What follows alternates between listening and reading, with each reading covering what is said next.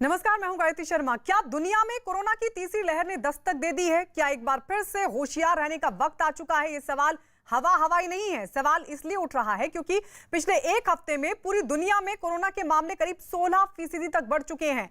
America में 69%, Spain में 64% और नीदरलैंड्स में तो कोरोना के केस करीब 300% तक बढ़ चुके हैं। हालांकि दूसरे देशों के मुकाबले अगर भारत की बात करें तो हालात थोड़े बेहतर हैं, लेकिन अब भी देश में 4.5 लाख के आसपास एक्टिव केस हैं और आज भी देश में करीब 39,000 नए मामले सामने आए। पिछले कई दिनों में हमने देखा कि कैसे देश में कोरोना प्रोटोकॉल की धज्जियां उड़ाई जा रही हैं। हिल स्टेशन, बाजार और सड़कों पर बेतहाशा भीड़। खुद प्रधानमंत्री ने इस पर चिंता जताई। केंद्र सरकार ने देश को साफ साफ बता दिया है कि अगले 100 दिनों से 125 दिन बेहद सावधान रहने की जरूरत है। अगर यह सावधानी हटी तो हम खुद कोरोना की तीसरी लहर को न्योता दे देंगे। तो बड़ी चेतावनी अब केंद्र सरकार की तरफ से जारी की गई है, ये कहते हुए कि अगले जो 100 से 125 दिन है बेहद महत्वपूर्ण है। और सबसे बड़ी बात ये देखिए, हम लगातार आपको दिखा रहे हैं दुनिया भर में किस तरह से केसेस की रफ्तार बढ़ रही है। इंग्लैंड की अगर बात की जाए तो यहां पर 69% बढ़ोतरी दर्ज हुई है। स्पेन में 64% तक केस बढ़े हैं और इस सबके बीच नीदरलैंड्स में चौंकाने वाले आंकड़े करीब 300% केस बढ़ गए हैं। ऐसे में सवाल उठ रहा है कि थर्ड वेव कितनी दूर है? क्या यह थर्ड वेव की दस्तक तो नहीं?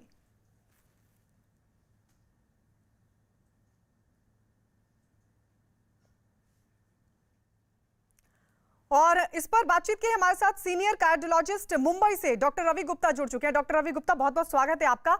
मुझे सर ये बताइए कि ये जो दुनिया भर में आंकड़े सामने आ रहे हैं, कि हम दिखा रहे हैं कैसे इंडोनेशिया में 44% आंकड़े बढ़ गए हैं कोरोना केसेस के, इंग्लैंड में 33%, इसी तरीके से नीदरलैंड्स में तो 300% से ज्यादा केसेस अब सामने आने लगे हैं।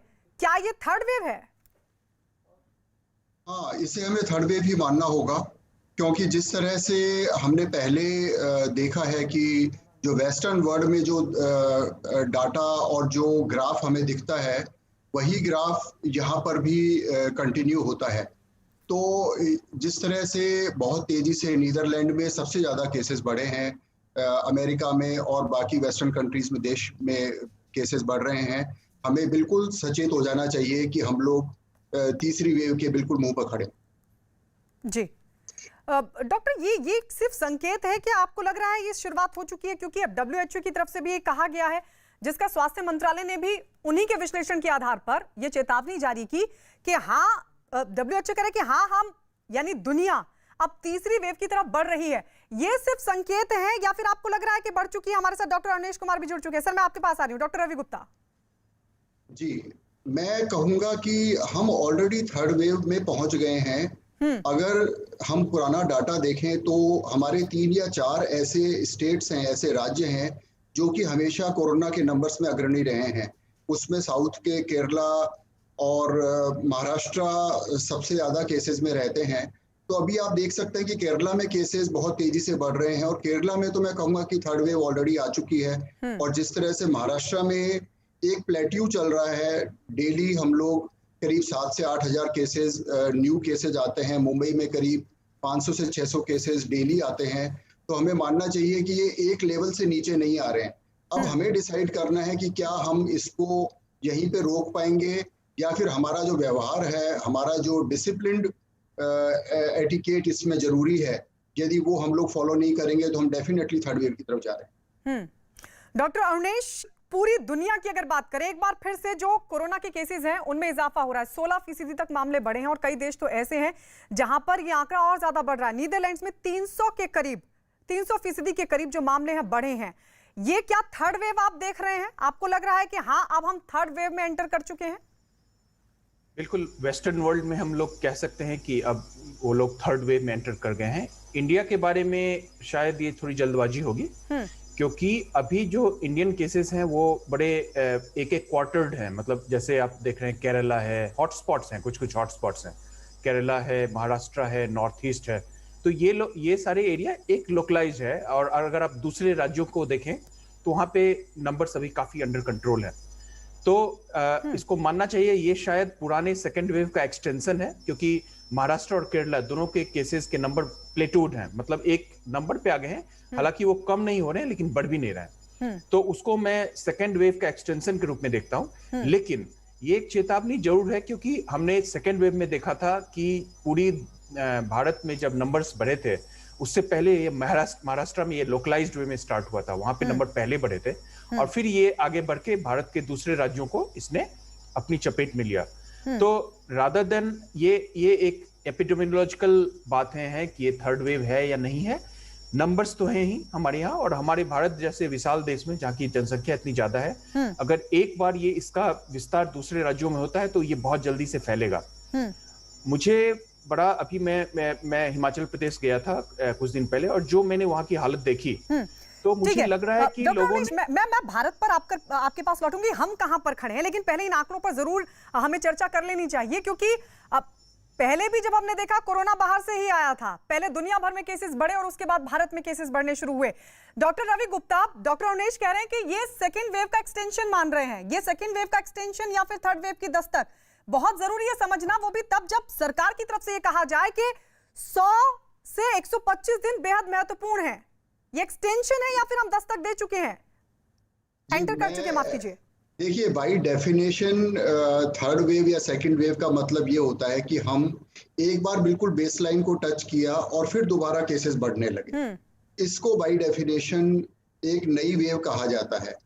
तो हम लोग बेसलाइन पे तो कभी भी नहीं आए। जब हमारी फर्स्ट वेव खत्म हुई तब हमारे केसेस बेसलाइन पे नहीं आए थे, उससे पहले सेकंड वेव चालू हो गई। और उसी तरह जो तीसरी वेव चालू हुई है, तो मैं थोड़ा सा इस मामले में डॉक्टर अनिमेश से वैसे प्रैक्टिकली इन चीजों में इनसे बहुत ज्यादा फर्क नहीं पड़ने वाला है, क्योंकि हमें ये तो मानना ही होगा कि एक लेवल के बाद में केसेस कम होने चालू हो गए हैं।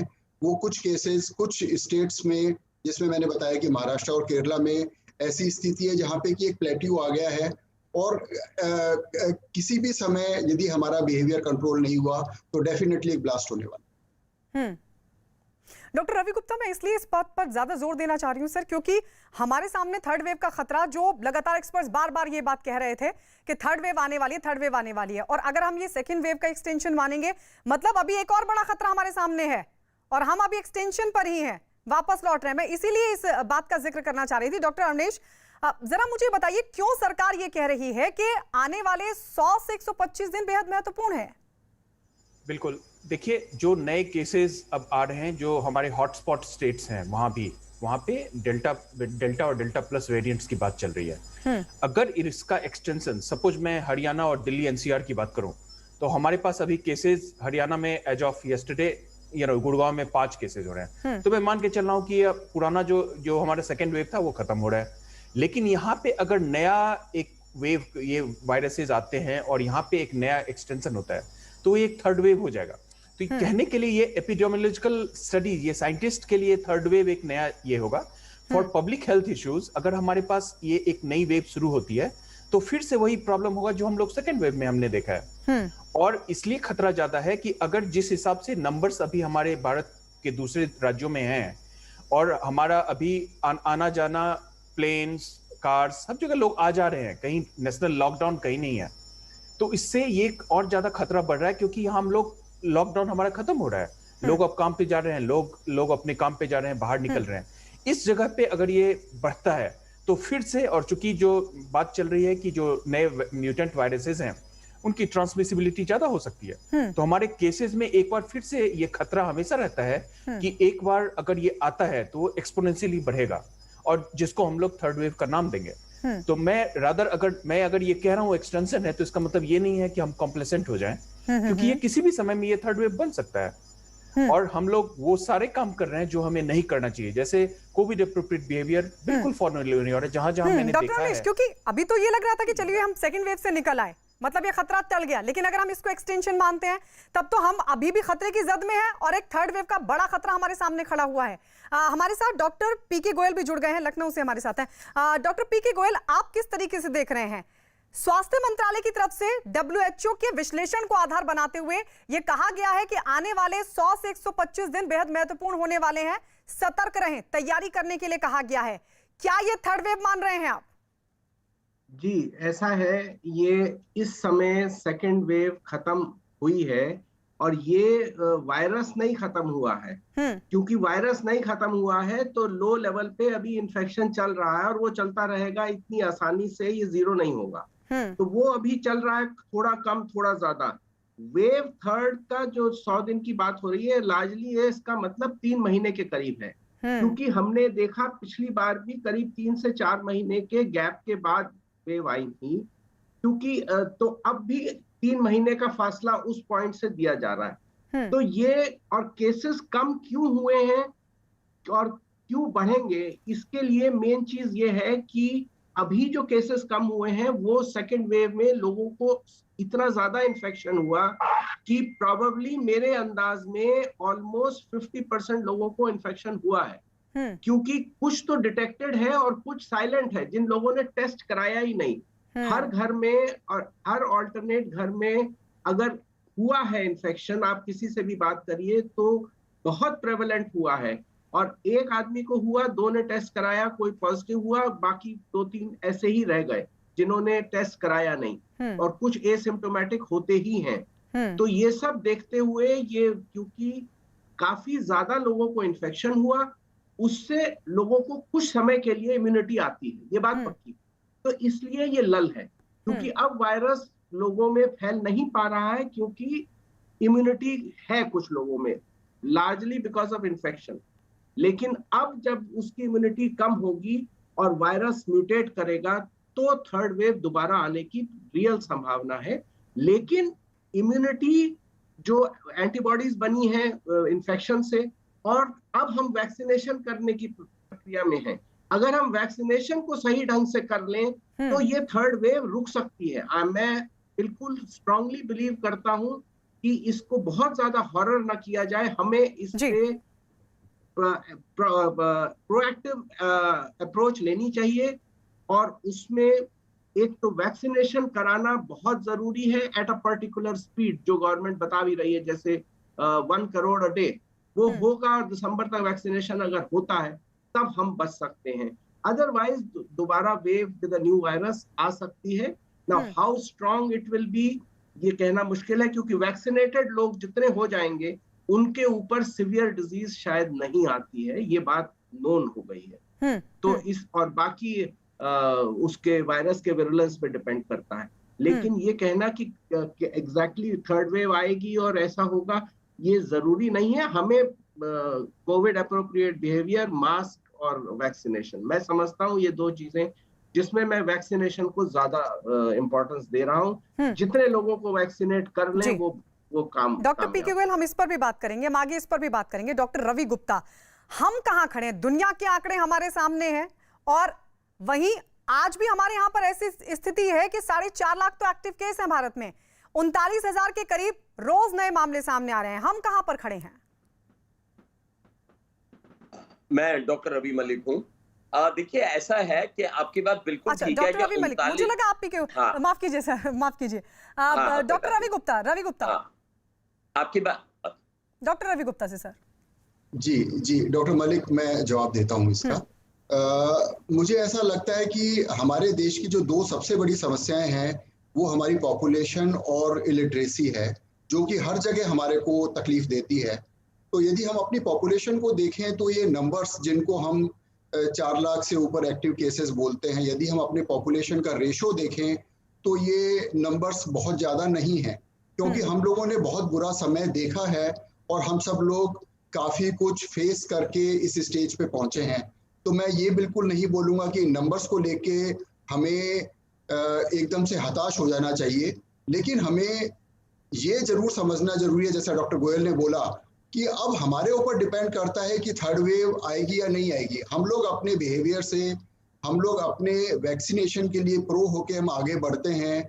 हम मेक श्योर करते हैं कि everybody is in the country gets vaccinated. वो बहुत इंपॉर्टेंट है, क्योंकि अगर हम ऐसा करते हैं तो हम लोग डेफिनेटली थर्ड वेव को आने नहीं देंगे। जी डॉक्टर रवि गुप्ता। डॉक्टर अरुणेश, क्योंकि WHO की तरफ से अभी हाल फिलहाल में ये कहा गया था कि जो डेल्टा वेरिएंट है वो और ज्यादा खतरनाक हो रहा है। सर, ऐसे में ऐसे में डेल्टा वेरिएंट की केसेस हमारे यहाँ पर कितने ज्यादा हमने देखे अभी पिछले दिनों, किस रफ्तार से केसेस बढ़ रहे थे। एक एक दिन में 4.5 लाख के मामले भी सामने आए। और अभी भी लोकल लेवल पर, अगर डॉक्टर पीके गोयल ने भी कहा कि लोकल लेवल पर तो अभी भी एक्सटेंशन चल रहा है, तो कैसे देख रहे हैं आप? बिल्कुल, जैसे मैंने बोला कि जो हमारा सेकेंड कोविड 2.0 था इंडिया का, वो डेल्टा डोमिनेटेड था, और इसीलिए इसको बोला भी जाता है कि वायरस का ओरिजिनेशन इंडिया में हुआ है। और हमने देखा कि इसकी R0 जिसको बोलते हैं कि कितनी जल्दी बढ़ता है, ये काफी ज्यादा थी। एक अच्छी बात, मैं ये पैनिक नहीं, आपके माध्यम से, टेलीविजन के माध्यम से पैनिक नहीं करना चाह रहा हूँ। आप देखो कि अगर वही डेल्टा और डेल्टा प्लस वही वेरिएंट है हमारे पास, हो सकता है डेल्टा का कुछ और एक्स्ट्रा म्यूटेशन हुआ है तो उसको डेल्टा प्लस बोलते हैं। इसके कारण भी हमारे टोटल केसेस एक्सपोनेंशियली, हमने एक वर्ड यूज किया, प्लेटो हो रहा है। कहीं ऐसा नहीं हो रहा कि एक्सपोनेंशियली जहां है भी महाराष्ट्र या केरला में, ऐसा नहीं है कि ये दिन दुगनी रात चौगुनी गति से बढ़ रहा है। जैसा हमने जो सेकेंड वेव था इसके मिडिल में देखा था कि हमारे पीक्स हो गए थे, एक दिन में लाखों केसेस होते थे जी। ये चीजें स्टेट लेवल पे आप नहीं देख रहे हैं। ये क्या बताती हैं? ये बताती हैं कि हालांकि इस वायरस की ट्रांसमिसिबिलिटी ज्यादा हो सकती है, लेकिन हम एक दूसरी बात ये भी है कि जितने इन्फेक्शंस हो रहे हैं, लोग एक इम्यूनिटी जरूर पोज कर रहे हैं। अब मैं एक एग्जांपल देता हूं। अभी यूके में, इंग्लैंड में अब 30 से 40 हजार केसेस हर दिन हो रहे हैं, लेकिन अब आप देखोगे उस इन्फेक्शन में कितने लोग हॉस्पिटल में आ रहे हैं सीवियर कोविड बनके, वो इतना ज्यादा नहीं है एज कंपेयर टू जो पिछले वेव्स थे उसके।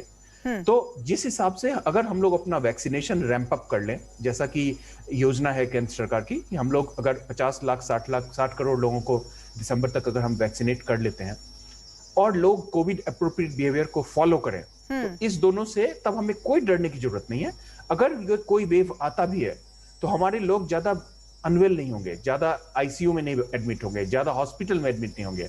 बहुत सारे लोगों को सब क्लिनिकल इन्फेक्शन होगा, बहुत सारे लोग घर में रिकवर करेंगे, और होंगे भी तो माइल्डर इन्फेक्शन ज्यादा होंगे। और यही हमारा एम है, क्योंकि ये वायरस तो रहने वाला है। ऐसा कभी नहीं होने वाला है कि हम लोग अगले साल भी अगर अब ऐसी बात कर रही हो, ऐसे बात हम लोग कर रहे हो, हम लोग फिर से वायरस की बात कर रहे होंगे। लेकिन हम चाह रहे हैं कि ये वायरस एंडेमिक हो जाएगा, फिर ये पैंडेमिक नहीं होगा, लोकलाइज हो जाएगा, कम केसेस हो जाएंगे और हमारी पॉपुलेशन स्टेबल होगी। तो इंपॉर्टेंट चीज ये है कि हमारे पास यही दो रास्ता है कि हम लोग ramp up the vaccination and heed to COVID appropriate behaviour. इसके अलावा और तीसरा कोई रास्ता नहीं। बिल्कुल। डॉक्टर रवि मलिक भी हमारे साथ जुड़ गए। डॉक्टर रवि मलिक जो कि बड़े बाल रोग विशेषज्ञ हैं। इसके अलावा हमारे साथ डॉक्टर सुजीत चैटर्जी भी जुड़ चुके हैं, इंटरनल मेडिसिन के एक्सपर्ट हैं। डॉक्टर रवि मलिक, मैं सबसे पहले सर आपके पास आ रही हूँ, क्योंकि आप बहुत देर से जुड़े हैं। सर पहले मुझे बताइए, केंद्र की तरफ से ये क्यों कहना पड़ रहा है कि अगले 100 से 125 दिन बेहद महत्वपूर्ण हैं? केंद्र बिल्कुल सही कह रहा है। मैं आपको अगर बताऊं तो स्पष्टीकरण करना चाहूंगा कुछ चीजों को बुलेट पॉइंट में। सबसे पहले तो ये है, क्या कोविड आ रहा है? डेफिनेटली कोविड आने की पूरी संभावना है। वजह यह है कि अगर हम दूसरे देशों को देखें, विकसित देशों को देखें, जो कि फूड चेन में हमसे ऊपर है कोविड के मामले में, वहां पर अगर हम देखें तो थर्ड वेव की शुरुआत हो गई है। नीदरलैंड में जो है 300% केसेस बढ़ गए हैं, ब्रिटेन में 223% केसेस बढ़ गए हैं। तो हमारे देश में भी सेकेंड वेव में भी हमने देखा है कि जिस तरह से इंग्लैंड में हुआ वही चीज हमारे इधर होगी 3 महीने के बाद में। इसलिए हम लोग प्रिडिक्ट कर सकते हैं। दूसरी चीज, थर्ड वेव आने की पूरी संभावना इसलिए भी है, हम किसी भी ओवर कॉन्फिडेंस या मुखालते में ना रहे कि शायद आएगी शायद नहीं आएगी। हमें ये मान के चलना चाहिए कि आएगी। वजह, हमारा प्रेजेंट वैक्सीनेशन रेट अभी उतना ज्यादा नहीं है, हमें बढ़ाना पड़ेगा। हमारा प्रेजेंट हर्ड इम्यूनिटी उतनी नहीं है। हमारे बच्चे जो 18 साल से कम है, जो 1/3 पॉपुलेशन है, उनमें से किसी एक को भी वैक्सीन नहीं लगी हुई है। और सबसे इंपॉर्टेंट चीज है कि वायरस भी अपना रूप और प्रतिरूप जो है, बार बार स्वरूप जो है बदलता जा रहा है। इन सब चीजों को चलते हुए अगर हर चीज को हम बना के देखें तो डेफिनेटली सरकार का ये कहना बिल्कुल ठीक है कि 100 से 120 दिन के अंदर जो है थर्ड वेव आने की पूरी संभावना है। और हमें भी ये लेके और मान के चलना चाहिए कि थर्ड वेव आने की संभावना है। अब एक चीज मेरे को समझ नहीं आ रही है कि लोगों को इतना ओवर कॉन्फिडेंस कहां से आ रहा है। लोगों ने बिल्कुल मास्कों का काफी हद तक त्याग कर दिया है, सोशल स्प्रेडर इवेंट्स में जा रहे हैं, हिल स्टेशंस में जा रहे हैं, सामाजिक रिलीजियस फंक्शंस वगैरह सब जगह पर जा रहे हैं।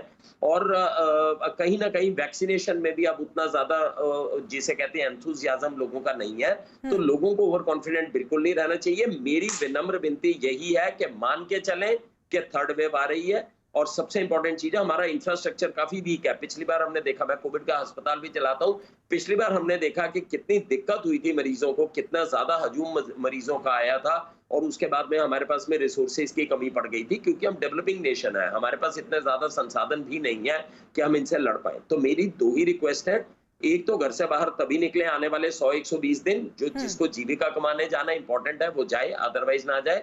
और अगर बाहर जा रहे हैं तो कोविड अप्रोप्रिएट बिहेवियर रखें, बच्चों को बचा के रखें। वैक्सीन जिसको जिसकी भी उपलब्धि होती है, ये मत सोचे कि मैं फाइजर आएगी तो लूंगा, वो आएगी तो लूंगा। जिसको जो वैक्सीन मिलती है, तीनों वैक्सीन जो है सक्षम है, वो इमीडिएटली अपने आप को प्रोटेक्शन में रखे, क्योंकि वैक्सीन से हमने देखा है कि बीमारी सीरियस नहीं होगी। तो ये एक बड़ी इंपॉर्टेंट चीज है। अब एक सवाल आता है, क्या हम इसको प्रिवेंट कर सकते हैं थर्ड वेव को? मेरे हिसाब से इसका आंसर जो होगा, मैं शायद थोड़ा नकारात्मक बताऊं, इसका आंसर होगा नहीं। हम शायद नहीं प्रिवेंट कर पाएंगे अगर हम इसी तरह से चले तो। इसकी प्रिवेंशन का तरीका यही है, वैक्सीनेशंस बढ़े और हम कोविड एप्रोप्रिएट बिहेवियर को फॉलो करें। हाँ, प्रिवेंशन पर सर हम लौटेंगे। सुरजीत चैटर्जी, क्या ये 3 महीने, क्योंकि इससे पहले तो हम लगातार ये चर्चा भी कर रहे थे कि कब आ रही है थर्ड वेव, अब क्या ये टाइम बता दिया गया है कि इतने दिन से इतने दिन तक आपको तैयारी रखनी होगी? ये सरकार की तरफ से कहा गया है राज्यों को, और ये कहा गया है कि 100 से 125 दिन बेहद महत्वपूर्ण है, यानी ये टाइम तय कर दिया गया है कि थर्ड वेव आ सकती है। एग्जैक्टली बोलना तो बहुत मुश्किल है कि इतने ही टाइम में आएगी। कई बार अगर आपकी वैक्सीनेशन जैसे अच्छी नहीं हुई है, आपके अगर कोविड एप्रोप्रिएट बिहेवियर नहीं हुआ है, तो this wave can come earlier as well, जल्दी भी आ सकती है, ऐसी बात नहीं है। पर हाँ, उनका जो ये गवर्नमेंट का कहना है कि अगला जो 3 महीने है वो बहुत क्रूशियल है, क्योंकि इसमें आने की संभावना सबसे ज्यादा है। पर इसका ये मतलब नहीं है कि 45 दिन में नहीं आ सकता या 60 दिन में नहीं आ सकता। ये एक प्रिपरेशन है कि इतने दिन तक रियली केयरफुल रहिए। ये सब अपने जो फंक्शंस हो रहे हैं, जो रिलीजियस फंक्शंस हो रहे हैं, इन सबको रोकिए, अपने आप को कोविड एप्रोप्रिएट बिहेवियर में अपने सिटीजन्स को कंपेल करिए, जिससे कि इस वेव को रोका जा सकता है। अगर हम लोगों ने इनको नहीं माना तो it can happen any time, it could हो सकता है कि अगले 60 दिन में हो जाएगा। तो पर हाँ, ऑन एन एवरेज जो देखा जा रहा है पूरी दुनिया में कि 3 से 6 महीने के गैप में वेव्स आते हैं, तो उसी एवरेज को लोग फॉलो कर रहे हैं। पर ऐसा कोई हार्ड एंड फास्ट रूल नहीं है कि ऐसा ही होगा, बट ये जस्ट एक प्रिपेयर्डनेस है from government point of view.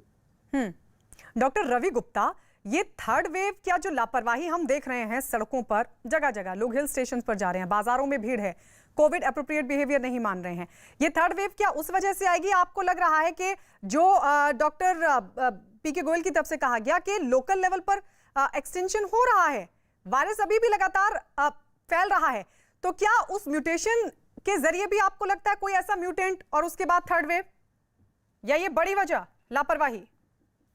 मैं आपको एक चीज बताऊंगा कि जो एक डार्विन का रूल है, सर्वाइवल ऑफ द फिटेस्ट, वो एक बेसिक चीज है। वायरस भी सस्टेन करने की कोशिश कर रहा है, तो वायरस अपना रूप बार बार बदल के ही सर्वाइव कर सकता है। यदि वायरस अपना रूप नहीं बदलेगा तो हम उससे बचने का तरीका ढूंढ लेंगे, हम उसकी वैक्सीन बना लेंगे और उसको आगे बढ़ने से रोक लेंगे।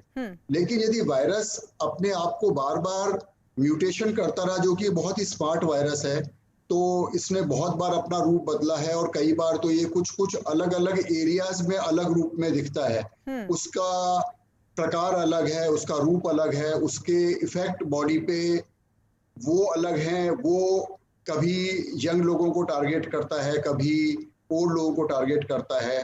तो उस सब को देख के डेफिनेटली वायरस का बार बार म्यूटेशन करना तो थर्ड वेव आने के चांसेस को बढ़ाता ही है। लेकिन मैं जैसा डॉक्टर गोयल ने और डॉक्टर मलिक ने बोला, मैं उनके साथ पूरी तरह एग्री करता हूं कि इसमें ज्यादा रोल हम लोगों का है। बहुत ज्यादा कॉम्प्लेक्स चीजें नहीं है हमारे सामने।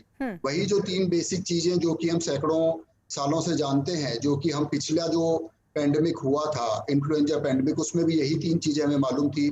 बार बार हाथ धोना है, फेस को मास्क से कवर करके रखना है और सोशल डिस्टेंसिंग रखनी है। तो वो 3 चीजें हैं जिनको कि हम लोग अपना रोजमर्रा का काम करते हुए भी मेंटेन कर सकते हैं। तो मैं कहूंगा कि प्रोबेबली हम लोग ज्यादा रेस्पॉन्सिबल होंगे इसके बजाय कि हम वायरस को उसका क्रेडिट।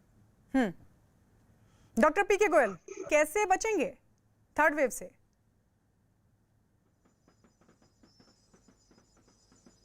डॉक्टर पीके गोयल, आवाज आ रही है सर आपको? पीके गोयल तक आवाज नहीं पहुंचे। डॉक्टर अवनेश, किस तरीके से प्रिवेंट किया जाए इस थर्ड वेव को? आपको क्या लग रहा है, ये जो लापरवाही है, क्या ये थर्ड वेव की वजह बनने वाली है, या आपको लग रहा है कि अभी सेकंड वेव का एक्सटेंशन हो जाएगा क्योंकि लोग सड़कों पर हैं, थर्ड वेव तो बाद में आएगी?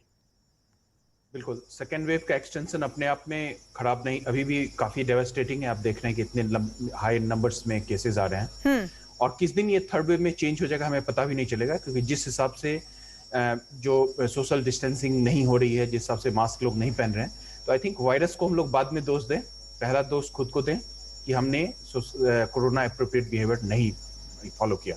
देखिए, मैं बार बार कहता हूं कि वायरस कौन सा म्यूटेंट आता है, ये सब लैब की बातें हैं, ये सब हम लोग साइंटिस्ट पे छोड़ दें जी।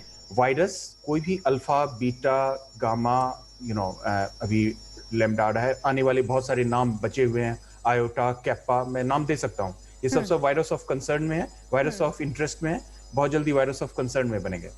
नाम कोई भी हो, ग्रीक लेटर कोई भी आए, वायरस का ट्रांसमिशन वैसे ही होता है जैसे अल्फा वेरिएंट का था, जैसे बीटा का था। तो हम लोग छोटी चीजें, वैक्सीनेशन को रैंप अप करें, और लोगों में आई थिंक अगर इस प्रोग्राम से एक चीजें समझ में आए कि ये बहुत सिंपल है, हम इसको अवॉइड कर सकते हैं। हमें नहीं पता कि हम कंप्लीटली थर्ड वेव को आने से रोक लेंगे, क्योंकि जैसे अभी मेरे प्रेडिसेसर अभी बताया कि हमारे अब वैक्सीनेशन अभी उतना ज्यादा नहीं हो पाया है, तो हम अभी कितनी भी जल्दी करें तो दिसंबर तक हम नहीं कर पाएंगे, अगर इस हिसाब से भी रैंप अप करें तो भी। लेकिन फिर भी अगर एक हमारे पास एक पॉजिटिव चीज ये भी है कि हमारे ज्यादा लोग उनको इन्फेक्शन हुआ है ना। एक सर्वे के मुताबिक आधे कंट्री को इन्फेक्शन हो चुका है, 50% ऑफ पीपल आर इन्फेक्टेड। तो हम लोग ये भी देखते हैं कि अगर आपको इन्फेक्शन होता है तो आपकी अपनी इनेट इम्यूनिटी डेवलप होती है, जो आपको 3 से 4 महीने तक प्रोटेक्शन देती है। तो इसमें अगर कोई नया वेरिएंट भी आता है, अगर कोई नया सर, मैं इसी पर लौटूंगी कि हमारे देश में हर्ड इम्यूनिटी कहां तक आ पहुंची है। सवाल ये भी खड़ा होता है कि किस पर ज्यादा खतरा, अगर थर्ड वेव आती है तो इन तमाम सवालों के हम जवाब लेंगे। डॉक्टर्स लगातार हमारे साथ बने हुए, एक छोटा सा ब्रेक हम फौरन ले रहे हैं और इसी के साथ हम लौट रहे हैं कुछ सवालों के साथ।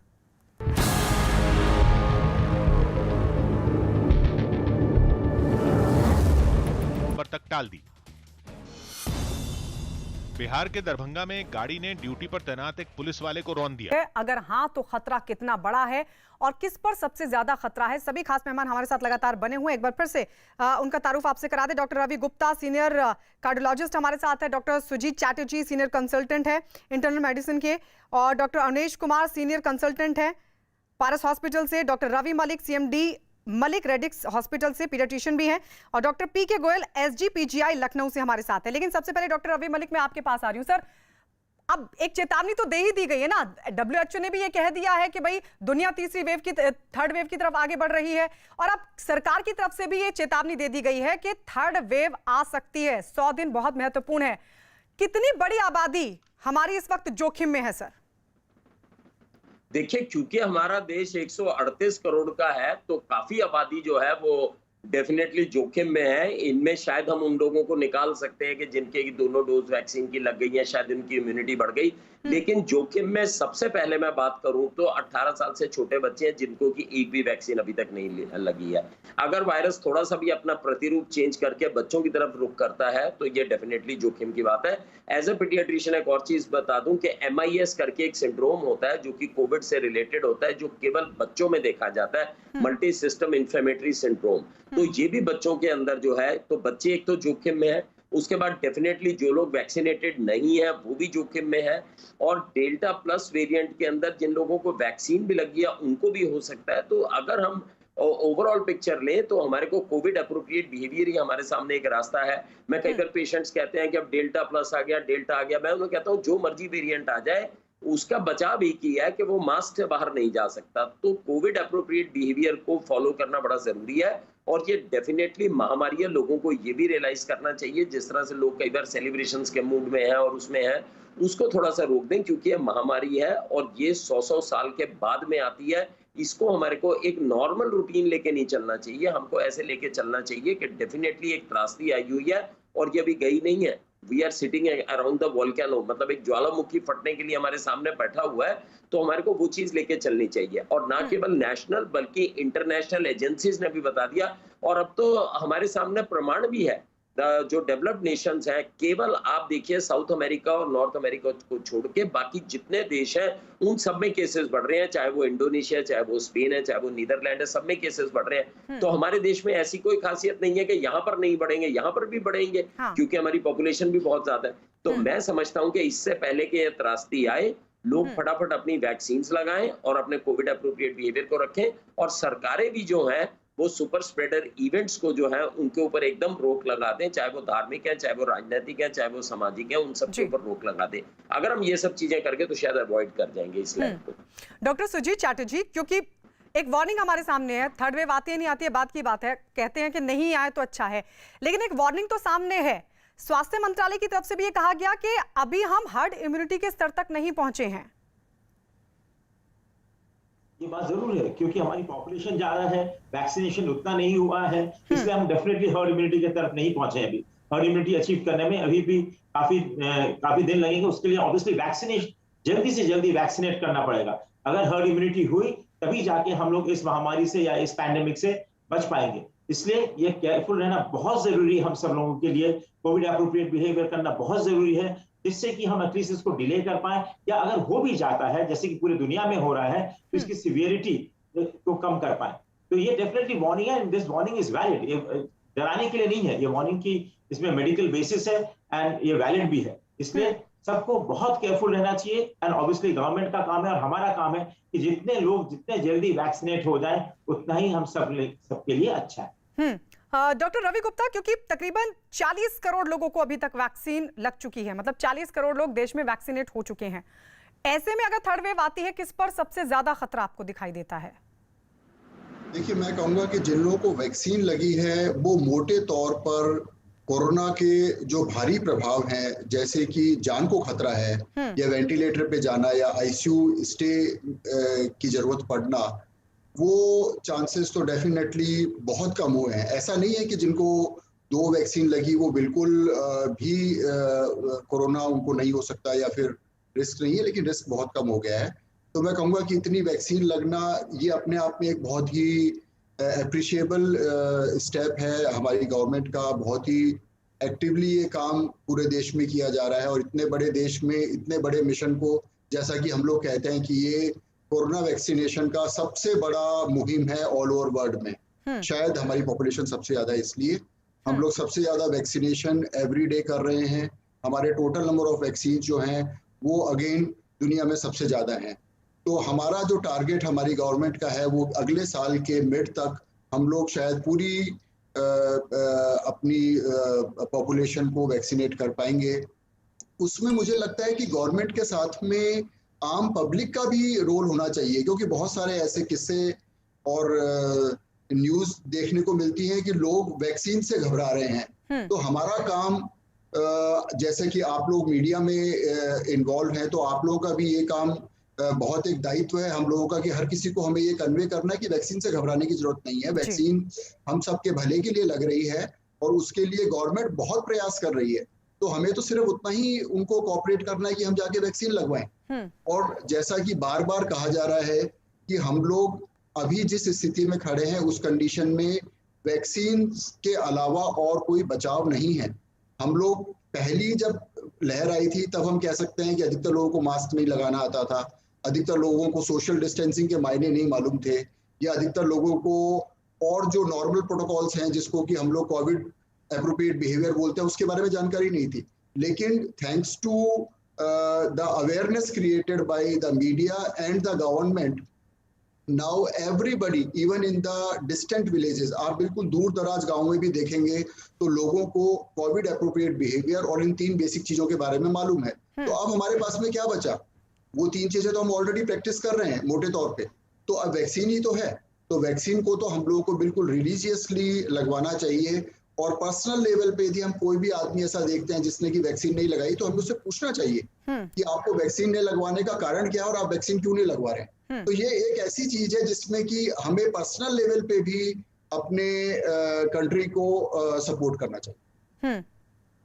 डॉक्टर पीके गोयल, 3 महीने हमारे सामने, तकरीबन 3 महीने, 100 दिन 125 दिन को अगर हम लेकर चलें तो तकरीबन 3 महीने अगर हम मानकर चलें, 40 करोड़ लोगों को लग चुकी है सर वैक्सीन। आपको लग रहा है अगले ये जो दिन है उसमें हम हर्ड इम्यूनिटी ले पाएंगे? क्योंकि स्वास्थ्य मंत्रालय ने कहा कि हम नहीं चाहते कि इन्फेक्शन से हर्ड इम्यूनिटी आए, इसलिए जल्द से जल्द आप वैक्सीनेट हो जाओ, ये सबसे अपील की गई है। जी, आपने ये बहुत अहम सवाल किया है। एक्चुअली 40 करोड़ लोगों को लगी है, लेकिन उसमें सिंगल डोज वाले हैं। डबल डोज जिनको लगी है वो शायद 6.5% को ही लग पाई है। तो अभी हमारा लक्ष्य बहुत दूर है। मैं आपको एक चीज कहना चाहता हूं कि ये जो भी बातें हो रही हैं, इसको अगर थोड़ा हम पॉजिटिव देखें तो एक तो दहशत नहीं होनी चाहिए। मैं समझता हूं, ये मेरी निजी सोच है, क्योंकि इसको रोका जा सकता है। पर सर दहशत में तो लोग है ही नहीं।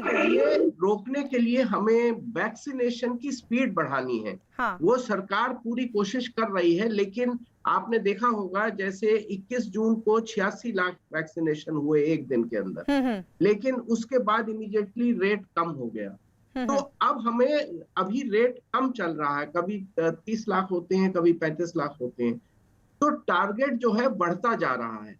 और थर्ड में जो 100 दिन है, इस 100 दिन में मैं इसकी अहमियत समझता हूं कि हम वैक्सीनेशन अगर जोरों से करें, और अगर हम 30% या 40% लोगों को 30% लोगों को डबल वैक्सीनेशन कर लें इस 100 डेज में किसी तरह।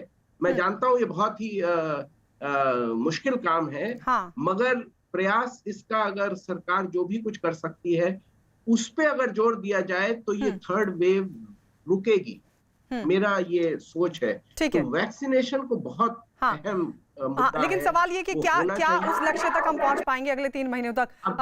डॉक्टर अरुणेश, क्या हम उस लक्ष्य तक पहुंच पाएंगे? और सर जरा मुझे बताइए, क्योंकि डॉक्टर पीके गोयल कह रहे हैं कि दहशत नहीं फैलानी चाहिए, ये तस्वीर हम लगातार दिखा रहे हैं, ये जो भीड़ आपको लग रहा है कहीं से देख करके कि ये दहशत में है लोग? बिल्कुल। और ये तो बिना वैक्सीनेशन के घूम रहे हैं, तो ये क्यों वैक्सीनेट होंगे, बताइए? मैं बिल्कुल एग्री कर रहा हूं कि आई विश की दहशत नहीं, एटलीस्ट लोगों को ये पता चले कि ये कितनी गंभीर समस्या आ सकती है एक बार फिर। और ये एक ऐसे पॉपुलेशन के सामने है जो अभी हमने जस्ट 2 महीने 1-1.5 महीने पहले देखा कि कैसी विभीषिका आ सकती है, ये कितना कहर ढा सकता है। हमारे यहाँ, हमारे कंट्री में जहाँ पॉपुलेशन इतना बड़ा है, हेल्थ केयर फैसिलिटी इतनी कम है, and doctor is to patient population ratio one of the lowest in the world है। और आपको अभी बताया गया कि सबको पता है कोविड एप्रोप्रिएट बिहेवियर क्या है, मैं इससे एग्री करता हूँ, लेकिन तब आप देखो कि कितने लोग इसको फॉलो कर रहे हैं। और अगर वो फॉलो नहीं कर रहे हैं तो उसका एक टर्म आजकल आ रहा है रिवेंज टूरिज्म, कि आपको सरकार ने लॉकडाउन के कारण घर में रख दिया 4 महीने, तो अब लॉकडाउन खुला है तो अब मैं जहां मर्जी वहां घूमूंगा और मास्क नहीं लगाऊंगा। रिवेंज टूरिज्म चल रहा है। तो अब बताइए कि मुझे तो यहाँ कहीं दहशत दिख नहीं रही है, लेकिन हमारा काम है, हमारे मीडिया आपके माध्यम से मैं कहना चाहूंगा, ये वायरस दिखता तो नहीं है, लेकिन जब एक बार आप संक्रमित हो जाते हो तो ये क्या कहर ढा सकता है आपने देखा है, अपने सामने देखा है। ऑक्सीजन की समस्या, हॉस्पिटल की बेड की समस्या, ये सभी को ध्यान में रखते हुए सभी से अपील है कि आपका अपना इलाज अपने हाथ में है। सबसे कम खर्च वाला इलाज है, जहाँ पे आप मास्क लगाते हैं। और वैक्सीनेशन स्केप्टिसिज्म बिल्कुल हटा देना चाहिए। वैक्सीन बिल्कुल सेफ है, कोई सा भी वैक्सीन आता है बिल्कुल सेफ है। हमें एम करना चाहिए, जैसे सरकार कोशिश कर ही रही है, लोगों को जब उनका टर्न आता है वैक्सीनेशन के लिए जाना चाहिए और निर्भीक होकर बिना किसी चिंता के वैक्सीनेशन लगाना है। लेकिन जब तक फिर भी अगर आप वैक्सीनेटेड हैं तो भी आपकी जिम्मेदारी बनती है कि जब आप घर से बाहर निकलें तो मास्क जरूर लगाएं, क्योंकि अगर आप संक्रमित हो भी जाते हैं, हमारे पास डेटा है, हमें पता है कि अगर आप वैक्सीनेटेड हो भी जाते हैं और अगर आपको कोविड लगता है, और आपको सीवियर कोविड ना भी होता है, लेकिन आपसे अगर दूसरे को ट्रांसमिशन होता है, उसको सीवियर कोविड हो सकता है। तो आपकी जिम्मेदारी फिर भी बनती है कि ना सिर्फ वैक्सीनेटेड हो तो भी, ना हो तो भी, कि एक मास्क लगाएं, कोविड एप्रोप्रिएट बिहेवियर का जरूर से जरूर पालन करें। मेरे पास सिर्फ आप लगभग 5.5 मिनट है और मैं चाहूंगी आप सभी बताएं। एक तो वैक्सीनेशन को फास्ट करना पड़ेगा, वो सरकार के हैंड से होना है, लेकिन ये जो तस्वीरें, मैं चाहूंगी कि एक बार फिर से इन तस्वीरों को चलाएं। ये लोग कितने लापरवाह बने हुए हैं, इसको कैसे रोका जाए, ये किसका काम है, ये किसकी जिम्मेदारी है? सबसे पहले डॉक्टर रवि मलिक आप। देखिए, मैं डॉक्टर साहब से थोड़ा सा डिफर करूंगा कि लोगों को दहशत में नहीं डालना। लोग तो दहशत में है ही नहीं, उन्हें तो जागरूक करना बड़ा जरूरी है। ये चिंताजनक गंभीर और खतरनाक सिचुएशन है जिसमें कि हम कर रहे हैं। सरकार को भी युद्ध स्तर पे क्रांतिकारी कदम उठाने चाहिए और लोगों को भी अपनी पूरी शक्ति और समर्थ के साथ में सामने आना चाहिए। बिना उसके इसका कोई भी स्केपगोट नहीं है। दोबारा से सेकेंड वेव की तरह मृत्यु होगी। अब हमें जीरो टॉलरेंस मृत्यु के लिए होनी चाहिए। हमें ये नहीं देखना लोग दहशत में आ रहे हैं, नहीं आ रहे हैं, क्या हो रहा है। वो तो ऑलरेडी दहशत में नहीं है, उनको जागरूक करना बड़ा जरूरी है, उनको उठाना बड़ा जरूरी है। जो हिल स्टेशन पे गए हो या जो नींद में या जो खुमारी में है, उनको उठाना बहुत जरूरी है। क्योंकि अगर फिर से वेव आ गई, हम कब तक इतनी मृत्यु, पीछे देखिए 4-4, 5-5 हजार रोज मृत्यु होती थी। कितना बड़ा आंकड़ा है, 4-5 हजार की मृत्यु रोज होना। और अगर वो दोबारा से रिपीट हो गया तो हम कब तक ये चीज देखते रहेंगे मूक दर्शक बनकर। तो ये बड़ी एक इंपॉर्टेंट चीज है। मैं इसके अंदर स्ट्रॉन्ग अपनी मेडिकल एडवाइस एडवोकेट करना चाहूंगा कि जो भी वायलेटर्स हैं उनके ऊपर सख्त कार्रवाई हो। सरकार ज्यादा से ज्यादा वैक्सीनेशंस लगाए और इस बीमारी से हमको लड़ना है तो युद्ध स्तर पर लड़ना पड़ेगा। और अगर इस पे संपूर्ण विजय चाहिए तो हम लोगों को बहुत ही जागरूक रहना पड़ेगा। जी डॉक्टर रवि मलिक। डॉक्टर सुजीत चैटर्जी, क्या कहेंगे, कैसे रुकेगा सर ये लापरवाही का जो सिलसिला लगातार देखा जा रहा है, कैसे रुकेगा ये? मेरे ख्याल से गवर्नमेंट को बहुत स्ट्रिक्ट होना पड़ेगा। इसमें हो सकता है लॉज लाना पड़े, फाइन करना पड़े, उसी तरीके से लोग सुधरेंगे। हमारी थोड़ी सी टेंडेंसी है, पता नहीं हम सब इस देश के सिटीजन्स की, कि हम लापरवाह हैं। हम याद भी नहीं रखते हैं कि 2 महीने पहले क्या हुआ पूरे इस देश में। मेरे ख्याल से बहुत स्ट्रिक्ट होना पड़ेगा। ऑब्वियसली सिटीजन्स, अगर हम अपने आप सुधर जाएं, अगर हम अपने आप कोविड एप्रोप्रिएट बिहेवियर करें तो ये वेव काफी कम हो सकता है। पर अगर नहीं तो गवर्नमेंट को मेरे ख्याल से बहुत स्ट्रिक्ट होना पड़ेगा। उनको they have to enact laws, may be fine people, तभी जाके शायद ये रुक सकता है, अदरवाइज तो कोई रास्ता नजर नहीं आता। डॉक्टर रवि गुप्ता, क्योंकि कई लोग तो ये भी कहते हैं ना कि बहुत जगह पर कारखाने हैं, फैक्ट्रीज हैं, अब जब वहां पर लोगों के काम धंधे शुरू हुए हैं तो वहां तो भीड़ लगी रही है, फिर लोग ये कहते हैं कि हम तो काम पे जाएंगे ना, फिर कैसे ये लापरवाही, कैसे ये जो तमाम चीजें अभी तस्वीरों के जरिए सामने आ रही हैं, ये लापरवाही कैसे रुकेगी? जी, मैं इसमें जो डॉक्टर मलिक ने बोला, मैं उसको 100% एग्री करता हूं। और मैं चाहता हूं कि हमारा दायित्व आम पब्लिक को बताना है कि कोरोना को हम लाइटली बिल्कुल ना लें। मैं एक हार्ट स्पेशलिस्ट हूं, इसलिए मैं थोड़ी सी चीज आप लोगों से शेयर करना चाहूंगा। आम लोगों को लगता है कि कोरोना एक फेफड़ों की, लंग्स की बीमारी है, लेकिन अब ये डॉक्यूमेंटेड है कि कोरोना शरीर के और हिस्सों को भी अफेक्ट करती है, इंक्लूडिंग हार्ट। तो हार्ट के अंदर, हार्ट की नसों में क्लॉट जाके ये हार्ट अटैक करती है। यंग लोगों के अंदर जान लेने वाली कंडीशन हो सकती है। एक बड़ा सा क्लॉट यदि आपकी पल्मोनरी आर्टरी या लंग्स को सप्लाई करने वाली आर्टरी में जाता है तो पेशेंट की डेथ हो सकती है। तो हमें उनको ये बताना जरूरी है। और हमें नहीं पता कि कौन ऐसा है जिसको कि एक सीवियर कोविड होगा और कौन होगा जो कि ऑलमोस्ट एसिम्प्टोमेटिक होके ठीक हो जाएगा। पहले जैसा हम लोग बोलते थे कि जिन लोगों को कोमॉर्बिड कंडीशंस हैं उन लोगों को सीवियर कोविड होने के चांसेस ज्यादा हैं। लेकिन हम सब ने क्लिनिकल प्रैक्टिस में, आप लोगों ने अपने आसपास में बहुत सारे लोगों को देखा होगा जिनको कोई कोमॉर्बिड कंडीशंस नहीं थी, लेकिन वो बहुत ही सीवियर कोविड से गुजरे। कुछ लोगों ने अपनी जानें गंवाई और कुछ लोग बहुत लंबे समय तक आईसीयू में रहे। तो मैं आपके चैनल के माध्यम से ये आम पब्लिक को मैसेज देना चाहता हूँ कि कोविड को लाइटली ना लें। ये ना समझे कि होगा, ठीक है, हम लोग अपना। ठीक है डॉक्टर रवि गुप्ता। डॉक्टर पीके गोयल, एक सवाल आया, जिन लोगों को 2 डोज लग चुकी हैं, थर्ड वेव अगर आती है उनको कितना खतरा?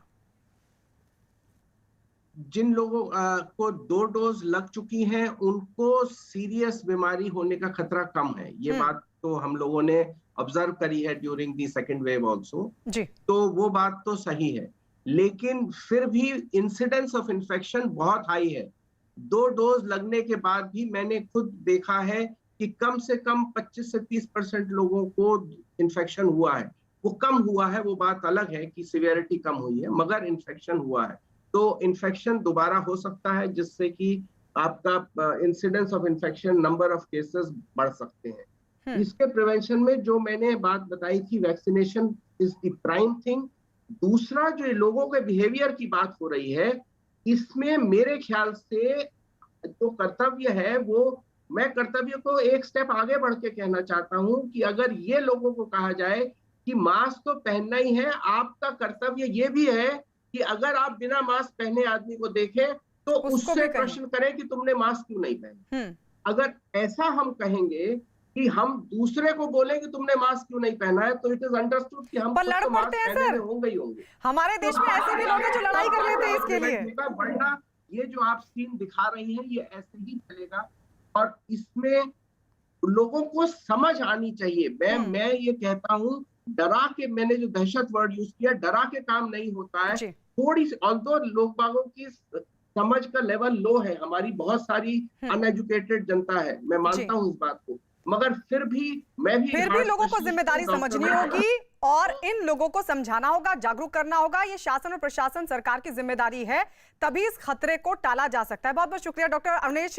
माफ कीजिए, मैं आपके पास सर वक्त की वजह से नहीं आ पाई। आप सभी का हमारे साथ जुड़ने के लिए बहुत बहुत शुक्रिया। डॉक्टर रवि गुप्ता, डॉक्टर पीके गोयल, डॉक्टर अवनेश कुमार, डॉक्टर रवि मलिक और डॉक्टर सुजीत चैटर्जी। इस हेल्दी डिस्कशन के लिए आप सभी का बहुत बहुत शुक्रिया सर।